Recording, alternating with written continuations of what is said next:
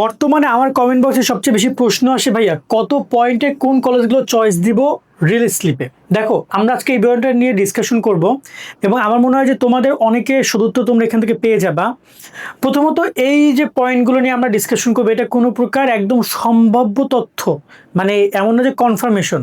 কারণ কোন কলেজে কতগুলো আসন আসছে, কোন কলেজে কোন সাবজেক্টে কতগুলো আসন আসছে, কতজন শিক্ষার্থী অ্যাপ্লাই করছে, শিক্ষকদের মনোভাব কি, এইগুলো না জেনে আসলে একদম সম্ভব মানে একদম কনফার্ম তো দেওয়া যাবে না।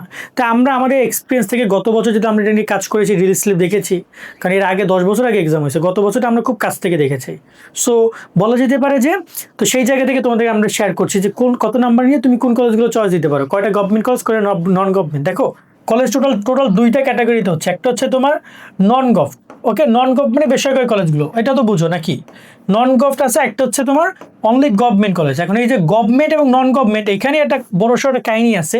সেটা হচ্ছে যে নন গভ যেটা রয়েছে এটাতে তোমার অনেক আসন সংখ্যা ফাঁকা থাকে, গভর্নমেন্ট আসন সংখ্যা ফাঁকা তুলনামূলক কম থাকবে।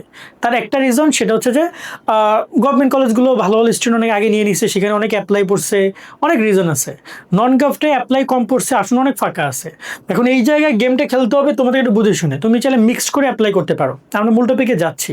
তবে যারা এখন আমাদের YouTube channel, Facebook page subscribe and follow বাটনে ক্লিক করে না, করে রাখো ভাইয়া।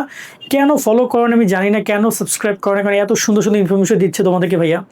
আর সেকেন্ড বিষয় হচ্ছে বন্ধু বান্ধবকে মেনশন করে দাও, যাতে করে ওরাও জানতে পারে, এবং যারা মেনশন থেকে এখানে এসেছো তারা অবশ্যই যে মেনশন করবে ওর ফ্রেন্ড একটা থ্যাঙ্কস দিয়ে দিবা, ঠিক আছে, যাতে করে ওরা এরকম সুন্দর সুন্দর ভিডিওতে তোমাদেরকে মেনশন দিতে পারে।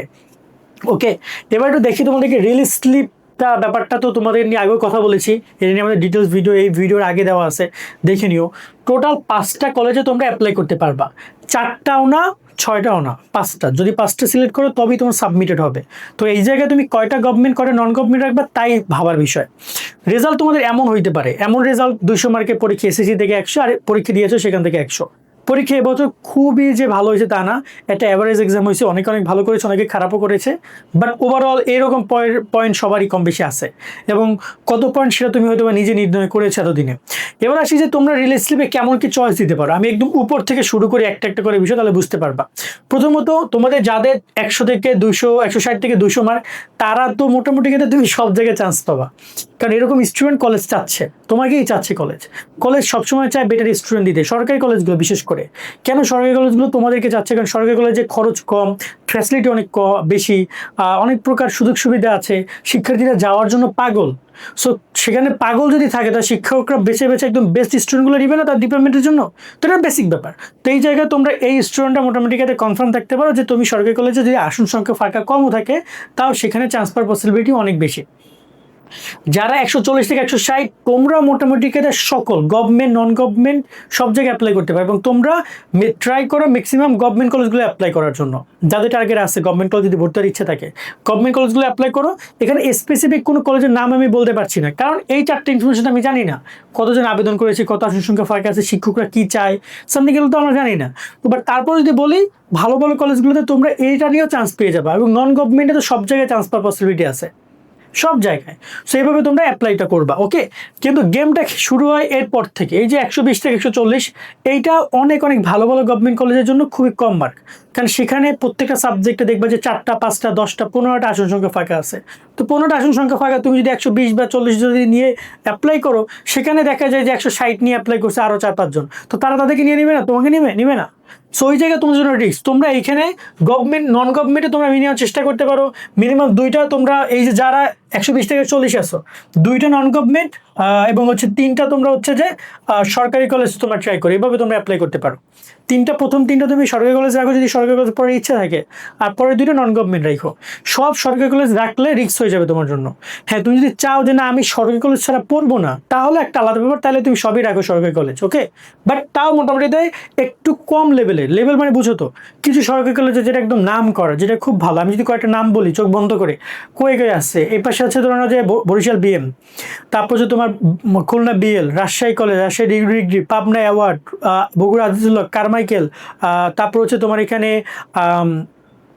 আনন্দমোহন, গুরুদয়াল, এই যে টঙ্গী কলেজ বা এখানে ভাওয়াল কলেজ রয়েছে, সিলেটে এমসি কলেজ রয়েছে, চট্টগ্রামে রয়েছে ভিক্টোরিয়া কলেজ রয়েছে, মহসিন কলেজ, এটা ওটা অভাব নাই তো নাকি, এরকম যে বেশ কিছু কলেজ আছে, সেসব কলেজের সম্ভাবনা খুবই কম।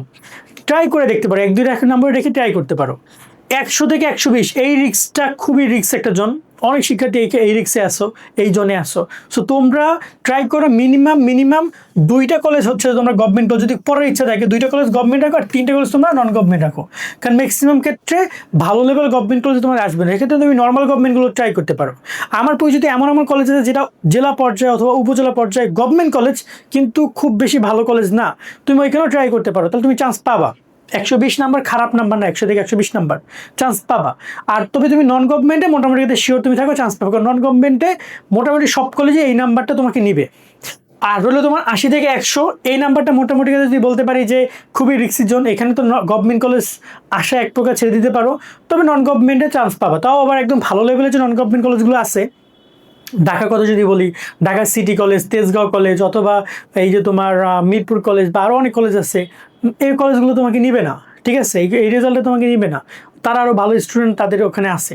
সো এই জায়গায় তারা সেভাবে ট্রাই করবে। সো তুমি সেক্ষেত্রে নর্মাল যে গভর্নমেন্টগুলো কলেজগুলো আছে যেগুলো একটু খরচ বেশি, অথবা সে একটু কম একটু দূরে হয়, জেলা পর্যায়ে উপজেলা পর্যায়ে, এই নন গভর্নমেন্ট কলেজগুলো তোমরা ট্রাই করতে পারো এই নাম্বারে। সো সর্বোপরি এখানে আসলে কতজন আসন সংখ্যা আছে, কতগুলো আসন সংখ্যার কতজন স্টুডেন্ট অ্যাপ্লাই করছে তার উপর অনেক কিছু নির্ভর করে।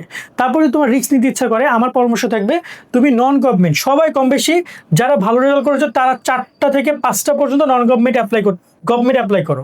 আর যারা রেজাল্ট খারাপ আছে তুমি মিনিমাম 2টা কলেজকে তুমি রাখো তোমার গভর্নমেন্টের, প্রথম 1-2 গভর্নমেন্ট রাখো, পরে 3-4-5 তুমি নন গভর্নমেন্ট কোনো কলেজে অ্যাপ্লাই করো, এবং সেটা তোমরা এখনই রিসার্চ করো কোন কোন কলেজে অ্যাপ্লাই করতে পারবা।